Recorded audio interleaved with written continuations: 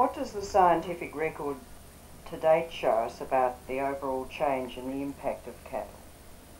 The main tools that the scientists have in trying to track what's happening in this country is firstly to look at change that's occurring over time from say one 5-year period to the next, but secondly to make some comparisons across these fence line plots where the cattle have been excluded. We need these small cattle excluded areas as reference points to look at the natural background change that's occurring and separate this from any impacts that our uses might be having. And is there any evidence of degradation here?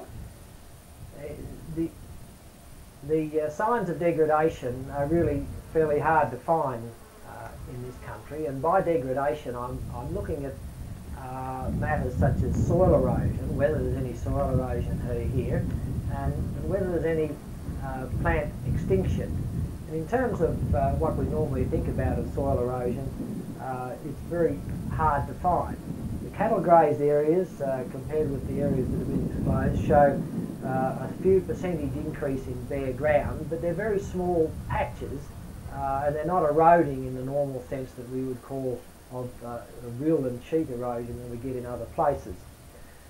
We can notice that there is some difference between the exclosed areas and the non-exclosed areas, and that's to be expected. After all, the cattle are eating some of the vegetation that's here, so they're reducing the bulk of the vegetation. But we wouldn't call this any form of degradation because the plants are all still here.